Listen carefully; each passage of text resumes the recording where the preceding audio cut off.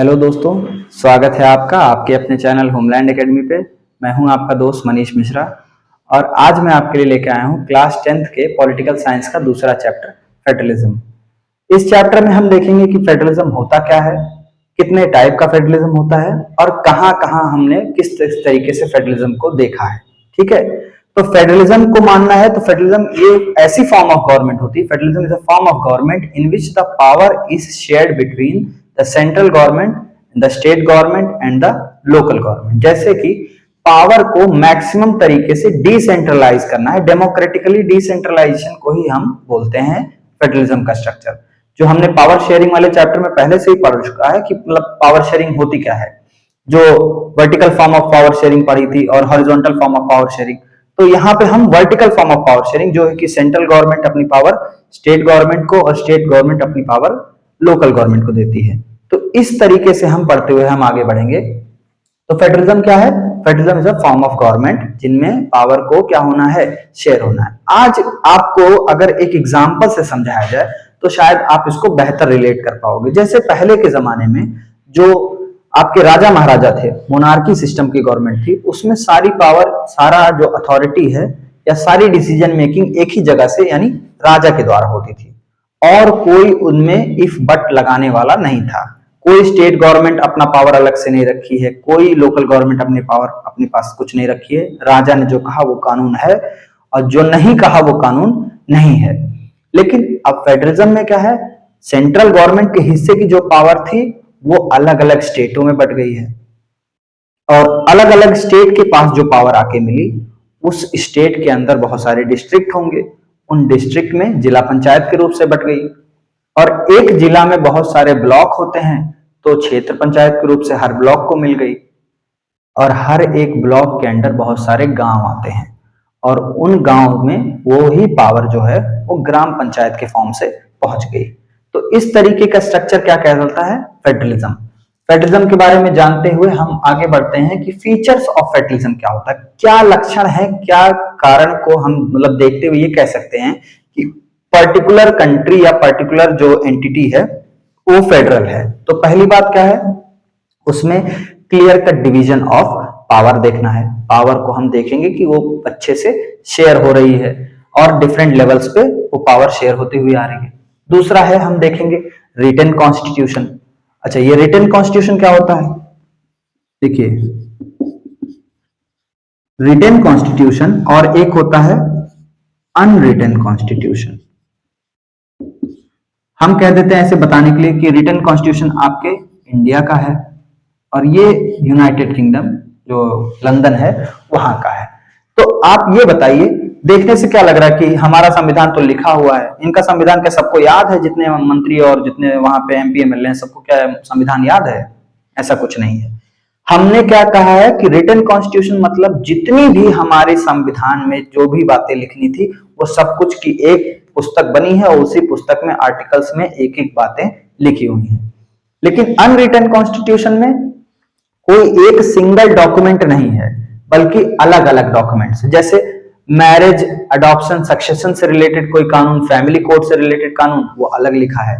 Fundamental right का कोई अलग डॉक्यूमेंट बना हुआ है, डायरेक्टिव प्रिंसिपल्स का कोई अलग डॉक्यूमेंट है, पार्लियामेंट्री रूल्स एंड रेगुलेशंस के हिसाब से जो मतलब जो उनकी रूल है वो अलग डॉक्यूमेंट में लिखी हुई है। इस तरीके से। और एक बात और कि जो भी अनरिटन कॉन्स्टिट्यूशन होता है वो बहुत ज्यादा फ्लेक्सिबल होता है।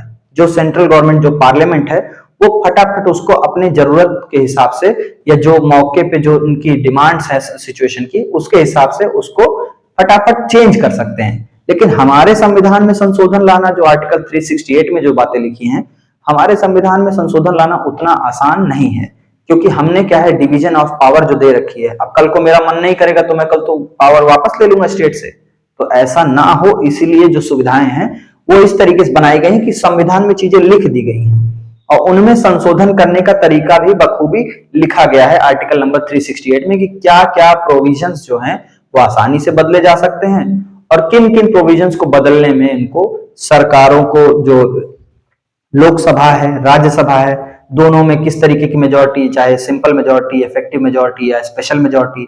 और कुछ कुछ कानून जैसे आपका स्टेट लिस्ट, यूनियन लिस्ट जो ये शेड्यूल है 7th वाला, इसमें अगर कोई परिवर्तन करना होगा तो इनमें उनको जो स्टेट हैं, जो राज्य हैं, उनकी भी सहमति लेनी होगी। लगभग 50% ऑफ द स्टेट्स की सहमति तो लेनी ही पड़ेगी। तो इस तरीके के रिटन कॉन्स्टिट्यूशन में आपको अमेंडमेंट करना इतना आसान नहीं होता है। ठीक है, फिर फीचर्स ऑफ फेडरेशन में एक और फीचर होता है जो आपका है इंडिपेंडेंट जुडिशरी। मान लीजिए कि सेंट्रल गवर्नमेंट और स्टेट गवर्नमेंट के बीच में कोई पावर शेयरिंग को लेकर कोई टसल हो जाती है। अब उस टसल को सॉल्व करने के लिए कोई तीसरा एंटिटी होना चाहिए ना, जो एकदम निष्पक्ष होकर कोई ना कोई जस्टिस कर सके। अब स्टेट कह रहा है हम सही, सेंटर कह रहा है हम सही, तो भिड़ लो फिर पहले। इस तरीके से सिचुएशन ना आए, इसीलिए क्या होता है, हमने एक सुप्रीम कोर्ट यानी जुडिशरी का बढ़िया व्यवस्था रख रखा है, जो क्या करेगा, जो आपको न्याय देने का काम करेगा कि क्या सही है कौन सही है, उसको संविधान के हिसाब से इंटरप्रेट करके हमें बताएगा। फिर हम बात करते हैं काइंड्स ऑफ फेडरेशन। कितने काइंड्स ऑफ मतलब कितने तरीके के फेडरेशन होते हैं, तो हमारे जो जानकारी में है वो 2 तरीके के फेडरेशन होते हैं। एक होता है कमिंग टुगेदर, कमिंग टुगेदर, और एक दूसरा होता है होल्डिंग टुगेदर। होल्डिंग टुगेदर, देखिए कमिंग टुगेदर मैं कह देता हूं पहले, फिर इसमें बता देता हूं। ये आपका यूनाइटेड स्टेट्स ऑफ अमेरिका में देखने को मिलेगा, और ये फिर आपको इंडिया में देखने को मिलेगा, हमारे प्यारे भारत में। तो कमिंग टुगेदर ऑफ फेडरेशन क्या है? कमिंग टुगेदर फेडरेशन में क्या होता है, अलग अलग देश जो हैं, मान लीजिए छोटे छोटे देश हैं, और उन छोटे छोटे देशों ने क्या किया, अपनी जो पावर्स थी उनको पूल करके एक बड़ा देश बना लिया। जैसे कि हमारे अमेरिका में हुआ था, अलग अलग स्टेट, जैसे कैलिफोर्निया का स्टेट अलग था, अलाबामा का अलग था, आपका जो वॉशिंगटन है या जो आपका न्यूयॉर्क है, लॉस एंजलिस है, ये सारी चीजें जो अलग अलग थी, उन्होंने क्या किया, अपने पावर को पूल करके अपने जो छोटे छोटे स्टेट्स थे, छोटी छोटी बाउंड्रीज, उनको एक साथ मिला दिया और एक बड़ा देश बना लिया, जिसको हम आज जानते हैं यूनाइटेड स्टेट्स ऑफ अमेरिका। क्योंकि वो जानते थे अगर वो छोटे छोटे अपने आप में इंडिपेंडेंट रहेंगे तो जो यूरोपियन पावर्स हैं वो आके उनको बार बार अपनी कॉलोनी बनाएंगे, उन पर राज करेंगे, उनका शोषण करेंगे। लेकिन अगर वो एकजुट होके एक मिल के एक बड़ा देश के सामने मतलब उनका मतलब अपना फ्रंट रखेंगे एक बड़ा देश बन के, तो शायद कोई देश हिम्मत नहीं करेगा उनको आंख दिखाने का। तो इस तरीके की फेडरेशन जिसमें देश अपने अपने पावर को आके मिला के एक साथ फेडरेशन बनाते हैं, उसको हम बोलते हैं कमिंग टुगेदर फेडरेशन। इसमें हर स्टेट, चाहे वो छोटा हो चाहे वो बड़ा हो, सबको बराबर पावर्स दी गई। जैसे वहां के राज्यसभा में सबको 2-2 सीटें मिली हुई हैं, 50 राज्य हैं तो सबको 2-2 सीटें फिक्स हैं। लेकिन हमारे यहाँ पे ऐसा नहीं है। हमारा फेडरेशन कैसा है? हमारा फेडरेशन है होल्डिंग टुगेदर फेडरेशन। अच्छा यहाँ के फेडरेशन के जो कमिंग टुगेदर वाला, वहां पे आप देखेंगे कि सबका किसी का भी जो इंटरनल ऑटोनॉमी है वो डिस्टर्ब नहीं किया गया। मतलब अंतर में वो अपने स्टेट को कैसा मतलब मेंटेन करके रखेंगे वो उनके ऊपर है। देखेंगे वहां पे 2 संविधान चलते हैं, जैसे कि एक अलाबामा का संविधान अलग होगा और एक यूनाइटेड स्टेट्स ऑफ अमेरिका का संविधान अलग होगा। वहां पे डबल जो सिटीजनशिप है वो भी चलती है, एक आप अलाबामा के सिटीजन हो और एक आप अमेरिका के सिटीजन हो, तो डबल सिटीजनशिप चलती है। लेकिन हमारे यहाँ पे क्या है, हमारे यहाँ पे होल्डिंग टुगेदर ऑफ फेडरेशन है, जिसमें कि होल्डिंग टुगेदर में क्या है, एक बड़ा देश ऑलरेडी है, उसने अपनी एडमिनिस्ट्रेटिव जो मेजर्स हैं उसकी आसानी के लिए छोटे छोटे देश में बांट दिया है। अब एक राजा मतलब जो एक केंद्र सरकार है वहीं से बैठ के पॉलिसी का परकुलेशन अगर तमिलनाडु तक करना हो उसको तो बड़ी समय लग जाएगी। दिल्ली से अगर तमिलनाडु तक शासन करना है, हमने अपने एंशिएंट हिस्ट्री में, मेडिवल हिस्ट्री में देख रखा है कि कोई भी दिल्ली से बैठ के वहां आखिरी तो जो आपका कन्याकुमारी तक शासन अच्छे से नहीं कर पाया है। तो हम कैसे कर सकते हैं आज के समय पे, तमाम विद्रोह और तमाम सारे हमारे यहाँ पे डाइवर्सिटी होने के कारण। लेकिन अगर हम उनको स्टेट में बांट दें तो दिल्ली से बैठ के आराम से शासन हो सकता है, और हो भी रहा है। तो ये तरीका है होल्डिंग टुगेदर फेडरेशन का, जिसमें एक ही देश अपनी एडमिनिस्ट्रेटिव कन्वीनियंस को लेके, एडमिनिस्ट्रेटिव कन्वीनियंस को ध्यान में रखते अपने देश को छोटे छोटे स्टेट्स में बांट दे रहा है। और एक अगर स्टेट की भी बात करें तो स्टेट ने अपने आप को भी छोटे छोटे डिस्ट्रिक्ट में बांटा है, फिर डिस्ट्रिक्ट ने अपने हिसाब को ब्लॉक में, फिर ग्राम में, वो तो आप जानते हैं। अच्छा, what makes India a federal country? India को क्या चीज फेडरल बनाती है? जैसे कि हम देखेंगे हमारे यहाँ पे ओरिजिनली तो 2 लेवल ऑफ गवर्नमेंट थी, 1992 से पहले केवल सेंट्रल गवर्नमेंट थी और स्टेट गवर्नमेंट थी। लोकल गवर्नमेंट को जो संविधान में कोई जगह नहीं थी। ये हमारे 73वें संवैधानिक संशोधन से आया है, इसको हम अभी आगे पढ़ेंगे। तो पहले क्या थी, सिर्फ 2 लेवल की गवर्नमेंट थी, मतलब एक सेंटर और एक स्टेट। फिर दूसरी बात कहेंगे, वहां पे जो 7th शेड्यूल है हमारे संविधान का, उसमें क्लियर कट 3 लिस्ट दी गई थी, एक यूनियन लिस्ट, एक स्टेट लिस्ट और एक कॉन्करेंट लिस्ट। तीनों लिस्ट में अलग अलग तरीके के आपके सब्जेक्ट्स दिए गए हैं। जैसे यूनियन लिस्ट में जो सब्जेक्ट है उस पे जो यूनियन है यानी केंद्र सरकार वो लॉ बनाएगी। जो स्टेट लिस्ट के सब्जेक्ट है उसमें आपका स्टेट जो राज्य है वो कानून बनाएगा। और कॉन्करेंट लिस्ट वो है जिसमें आपका केंद्र और राज्य दोनों लोग कानून बना सकते हैं, बशर्ते अगर एक ही सब्जेक्ट पे दोनों लोगों ने लॉ बना दिया तो जो केंद्र का लॉ है वही थोड़ा सा ऊपर रहेगा, उसी को माना जाएगा। अच्छा, इन सब के अलावा एक रेसिडुअरी लिस्ट भी है। रेसिडुअरी नाम से ही पता चल रहा है बचा हुआ, कि मतलब अगर कोई ऐसा टॉपिक, कोई ऐसा सब्जेक्ट है जो इन तीनों लिस्टों में नहीं आया तो वो आ जाएगा रेसिडुअरी लिस्ट में, और रेसिडुअरी लिस्ट की सारी पावर होगी यूनियन के पास। ठीक है। अच्छा, यूनियन लिस्ट, स्टेट लिस्ट और कॉन्करेंट लिस्ट। कॉन्करेंट लिस्ट में आप समझ रहे हैं ना कि ये जो आपका स्टेट है गवर्नमेंट और यूनियन गवर्नमेंट दोनों लॉ बनाएंगे। जैसे कुछ चीजें आप जान लीजिए, जैसे आपका फॉरेस्ट से रिलेटेड हो गया, marriage, adoption, succession, trade union, ये सारी चीजें आती हैं आपके कॉन्करेंट लिस्ट में। फिर और एक चीज, हमारे यहाँ पे सुप्रीम कोर्ट भी है, जो एक इंडिपेंडेंट जुडिशरी होनी चाहिए वैसा हमारे पास व्यवस्था है। वो क्या करता है, वो देखता है कि जो पावर्स हैं वो इक्वली डिवाइड हो रहे हैं, और अगर कोई किसी के मतलब जो हिस्से की पावर को एनक्रोच करने की कोशिश करता है तो सुप्रीम कोर्ट वहां उसको प्रॉपर रूलिंग दे देता है। फिर फीचर्स ऑफ इंडियन फेडरलिज्म, हमारे यहाँ के इंडियन फेडरलिज्म के कुछ फीचर्स आप देखेंगे जब, तो सबसे पहले आप ये देखेंगे कि क्या इंडिया के सारे स्टेट्स को इक्वल दर्जा मिला हुआ है? बिल्कुल नहीं, क्योंकि हम देखेंगे किसी बड़े राज्य को, जैसे उत्तर प्रदेश हो गया, उसको राज्यसभा में 25-30 सीटें मिली हुई हैं, और कोई छोटा राज्य है जैसे सिक्किम वगैरह, उसको 2 ही 3 सीटें हैं, 1 ही 2 सीटें हैं। ऐसे देखेंगे तो हमने क्या किया, क्योंकि पॉपुलेशन के हिसाब से हमने सीटों को बांटा है, ना कि स्टेट को। स्टेट को तो हम मानते हैं कि वो मतलब जैसे आराम से डिस्ट्रक्टेबल है, जब चाहे जब हम 2 स्टेट्स की बाउंड्रीज तोड़ सकते हैं, या 2 स्टेट्स की बाउंड्री जोड़ के एक स्टेट बना सकते हैं, या स्टेट्स के नाम चेंज कर सकते हैं। ये सब पार्लियामेंट आराम से कर सकता है। ठीक है।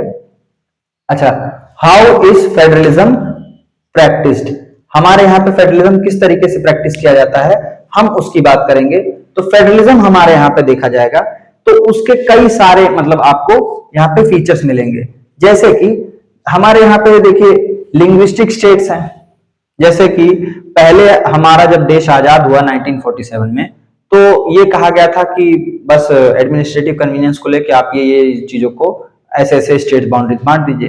पर धीरे धीरे हुआ क्या, संस्कृति के आधार पे लोगों की डिमांडें आने लगी, लैंग्वेज के आधार पे लोगों की डिमांड आने लगी कि हमको ये वाला स्टेट बना। जैसे तेलुगु स्पीकिंग लोगों को आंध्रा चाहिए था, तमिल स्पीकिंग लोगों को तमिलनाडु चाहिए था, लेकिन ऐसी कुछ मतलब व्यवस्थाएं सरकार की तरफ से दी नहीं गई। बहुत सारी कमिटीज बनी भी, जैसे जेवीपी कमेटी हुई, आपका फजल अली आयोग हुआ, ये सबका कोशिश था कि जो स्टेट का रीऑर्गेनाइजेशन है वो ढंग से किया जा सके। लेकिन फाइनली हुआ ये कि जब पोट्टी श्री मल्लू जी एक अमरण अनशन पे बैठ गए भूख हड़ताल की, और फाइनली जब उनकी डेथ हो गई तो बहुत ज्यादा उससे हंगामा हुआ, और जो सरकार थी उसको मजबूरन जो है लैंग्वेज के बेसिस पे, लिंग्विस्टिक बेसिस पे ही स्टेट्स को डिवाइड करना पड़ा। और फिर जब एक को आपने दे दिया, जैसे मान लीजिए तमिल स्पीकिंग या तेलुगु स्पीकिंग लोगों को आपने आंध्रा दे दिया, फिर आपको धीरे धीरे सबकी डिमांड्स पूरी करनी पड़ेंगी। और हुआ भी यही कि अलग अलग स्टेट्स उस समय रीडिस्ट्रीब्यूट हुए। फिर लैंग्वेज पॉलिसी क्या कहती है, लैंग्वेज पॉलिसी मतलब हमारे यहाँ पे कोई जो नेशनल लैंग्वेज है वो नहीं है, हमारे यहाँ पे शेड्यूल लैंग्वेजेस हैं। संविधान के जो 8th शेड्यूल है, 8th शेड्यूल में आपको लगभग 22 भाषाएं दी गई हैं। उन्हीं 22 भाषाओं को जो है हमारे संविधान के 8वीं अनुसूची में स्थान प्राप्त है, जैसे कश्मीरी, सिंधी, पंजाबी, हिंदी, बंगाली, असमी, उड़िया, आपका गुजराती, मराठी, कन्नड़, तेलुगु, तमिल, मलयालम, बोडो, डोगरी, मैथिली, संथाली, मणिपुरी, कोंकणी, नेपाली, तमाम मतलब जो 22 भाषाएं हैं, इन सारी भाषाओं को हमारे जो 8th शेड्यूल में जगह मिली हुई है। इनकी कारण यह है कि अगर आपको इन भाषाओं की बात करें जाए तो जैसे मतलब अगर आप ये सोचेंगे कि केवल यही भाषाएं हैं क्या पूरे हिंदुस्तान में, 22 ही नहीं, 22 से बहुत ज्यादा भाषाएं हैं, 500-600 भाषाएं हो सकती हैं, बहुत सारी बोलियां हो सकती हैं, लेकिन इन भाषाओं में क्या है, अपनी एक संस्कृति है, अपनी लिपि है, अपना स्क्रिप्ट है और अपना लिटरेचर है उनके पास। तो इस तरीके से उनको इसमें 8वीं अनुसूची में स्थान प्राप्त है। और अगर आप कोई गवर्नमेंट एग्जाम दे रहे हैं या कोई लैंग्वेज का पेपर दे रहे हैं तो आपको इन लैंग्वेजेस में ही आपको क्या होगा, फैसिलिटी प्रोवाइड होगी। और भी कोई डॉक्यूमेंट है तो आपको ट्रांसलेशन इन भाषाओं में आसानी से गवर्नमेंट डॉक्यूमेंट्स का प्राप्त हो सकता है। फिर बात करते हैं, हाँ अच्छा, हिंदी का क्या सीन है। हिंदी मातृभाषा सुनने को बार बार मिलता है। हिंदी जो है हमारी ऑफिशियल लैंग्वेज है, ऑफिस वर्क के लिए यूज होने वाली भाषा है, हिंदी है या इंग्लिश है। ये क्या है, यहाँ की इंडिया की ऑफिशियल लैंग्वेज है, कोई नेशनल लैंग्वेज नहीं है। अच्छा, यहाँ के इंडियन फेडरलिज्म के सेंटर स्टेट रिलेशंस की जब बात की जाए तो इंडिया का जो सेंटर स्टेट रिलेशन था वो नॉर्मली इस तरीके से था। 1990 तक तो बिल्कुल ऐसा था कि जो सेंट्रल गवर्नमेंट थी वो अपना जो रुतबा है वो हमेशा स्टेट गवर्नमेंट पे बना के रखती थी, जब भी चाहे। वो एक संविधान में आर्टिकल है 356 नंबर आर्टिकल जो संविधान में है हमारा, जिसको हम कहते हैं प्रेसिडेंट्स रूल। प्रेसिडेंट्स रूल में क्या लिखता है कि अगर कोई राज्य जो है, कोई स्टेट संविधान के हिसाब से फंक्शन नहीं करता है तो हम ये मान लेते हैं कि उस स्टेट की कॉन्स्टिट्यूशनल मशीनरी है वो फेल हो गई है और अब उसकी सरकार को हमारा राष्ट्रपति जो है, प्रेसिडेंट, उस सरकार को डिसमिस कर देगा, जो उनकी असेंबली है उनको भंग कर देगा और अपने ही द्वारा उसको शासन करने लगेगा। एक तरीके से उसको बहुत लोग स्टेट इमरजेंसी भी कहते हैं। जैसे नेशनल इमरजेंसी 352 में है, ऐसे ही 356 में हमारा प्रेसिडेंट रूल यानी जिसको लोग स्टेट इमरजेंसी भी कहते हैं तो वो दी गई है।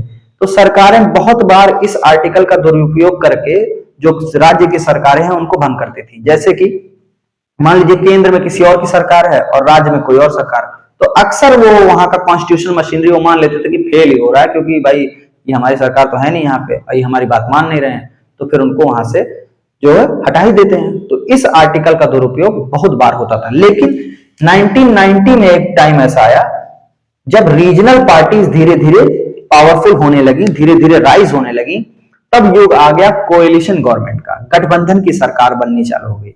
हाँ, एक बार जब गठबंधन की सरकार बनने लगी तो फिर इतना आसान नहीं रह गया किसी स्टेट का शोषण करना। हमेशा आपको बहुत ज्यादा दिक्कतें आती थी। मतलब आपकी वो जो तानाशाही वाला पीरियड था वो धीरे धीरे खत्म होने लगा। फिर हम बात करेंगे डिसेंट्रलाइजेशन इन इंडिया। इंडिया में जो है डिसेंट्रलाइजेशन किस तरीके से हुआ है कि हमारा जब आर्टिकल नंबर जो 243 है, जो कब से आया, 73rd कॉन्स्टिट्यूशनल अमेंडमेंट, जब 1992 में पीवी नरसिम्हा राव जी की कांग्रेस की सरकार थी उस दौरान ये अमेंडमेंट आया। हालांकि जब कोशिश थी डिसेंट्रलाइजेशन की वो बहुत पहले से, नेहरू जी के पीरियड से ही चालू हो गई थी और अलग अलग कमिटीज भी बनी थी। अलग अलग कमिटीज ने अपना अपना सुझाव दिया था। जैसे बलवंत राय मेहता कमेटी हो गई, अशोक कमेटी हो गई, अशोक मेहता कमेटी, या गडगिल कमेटी हो गई, LM सिंघवी कमेटी हो गई। इन सब का मकसद यही था कि जो आपका डेमोक्रेटिक डिसेंट्रलाइजेशन है इसको लेके आप विचार करिए और सुझाव दीजिए। लेकिन हाँ, फाइनली जो आपका जब ईयर आया 1992, पीवी नरसिम्हा राव की गवर्नमेंट थी। हाँ, इससे पहले राजीव गांधी ने भी कोशिश की थी, 64th कॉन्स्टिट्यूशनल अमेंडमेंट लाने की कोशिश की थी, लोकसभा में पास भी हो गया था लेकिन राज्यसभा में नहीं हो पाया। इसके बाद वीपी सिंह जी ने भी कोशिश की थी। वीपी सिंह की जब कानून पास करा थे उससे पहले उनकी सरकार गिर गई।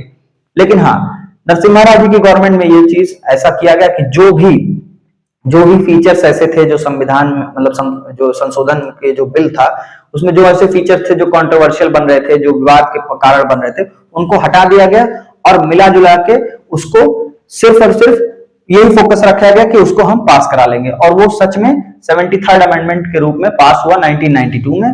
और जो सेंट्रल गवर्नमेंट की पावर स्टेट गवर्नमेंट तक आ रही थी वो पावर अब लोकल गवर्नमेंट तक आने लगी। अच्छा, लोकल गवर्नमेंट तक तो आ गई पावर, लेकिन क्या आप ये कहेंगे कि केवल 1992 तक ही हम मतलब ये लोकल गवर्नमेंट को जानते हैं? 1992 से पहले क्या लोकल गवर्नमेंट नहीं था? बिल्कुल था, लोकल गवर्नमेंट था, लेकिन वो पूरी तरीके से जो राज्य सरकार है, स्टेट गवर्नमेंट है, उसके अधीन था। इसके कारण कभी कभी ढंग से चुनाव भी नहीं होते थे टाइम पे और उनको रिसोर्सेस वगैरह भी एलोकेट नहीं किया जाता था। और इन दिक्कतों के कारण उसको बढ़िया से जो सिक्योरिटी थी, जो ग्रास रूट लेवल पे डेमोक्रेसी थी, वो सर्कुलेट नहीं हो पा रही थी। लेकिन जब ये संवैधानिक संशोधन हो गया तो उससे संविधान में एक नया पार्ट ऐड हुआ, पार्ट 9, जिसका नाम था द पंचायत। फिर उसके बाद एक नया शेड्यूल ऐड हुआ जिसका नंबर था 11th शेड्यूल ऐड हुआ। 11th शेड्यूल में वो लिस्ट, वो सब्जेक्ट्स लिखे गए जिन पे आपका लोकल गवर्नमेंट, जो आपका रूरल लोकल गवर्नमेंट है, वो लॉ बना सकता है। और एक आर्टिकल 243 से लेकर 243O तक लिख दिया गया। कहां से? आर्टिकल 243 से लेकर 243O तक जो भी कुछ लिखा है सब पंचायती राज के बारे में लिखा है। और वहां से क्या हुआ, इस पंचायती राज को एक फाइनेंशियल ऑटोनॉमी मिली और सरकारों को, राज्य सरकारों को कहा गया कि हाँ ये आपके अधीन है, लेकिन कुछ दो प्रोविजंस बनाए जाएंगे, एक कंपलसरी प्रोविजन और एक वॉलेंट्री प्रोविजन। कंपलसरी प्रोविजंस वो होंगे जो आपको लागू करने ही करने हैं, और वॉलेंट्री प्रोविजंस में आप अपने हिसाब से देख लीजिएगा। कॉन्स्टिट्यूशनल में जो आपके कंपलसरी प्रोविजन, जैसे टाइम से इलेक्शन करवाना, टाइम से इलेक्शन के साथ साथ उनकी जो फाइनेंशियल ऑटोनॉमी है उसका ध्यान रखना, जो पावर्स हम उनको एलोकेट कर रहे हैं उसको कंप्लीट करने के लिए हम उनको रिसोर्सेस भी दे रहे हैं, तो ये सारी चीजें वहां पे सुनिश्चित की गई। ठीक है, उसके बाद हम बात करेंगे अर्बन लोकल गवर्नमेंट की। उसके बाद ही 73rd अमेंडमेंट के बाद 74th अमेंडमेंट जब हुआ, उससे निकल के आई urban local government. Urban local government ने शहरी पंचायत जो हो गया, नगर जो आपका महानगर, वैसे जैसे म्युनिसिपैलिटी हो गया, म्युनिसिपल कॉर्पोरेशन हो गया, ये डाउन एरियाज का जो रूल करने के लिए, ये हमारा 74th अमेंडमेंट हुआ।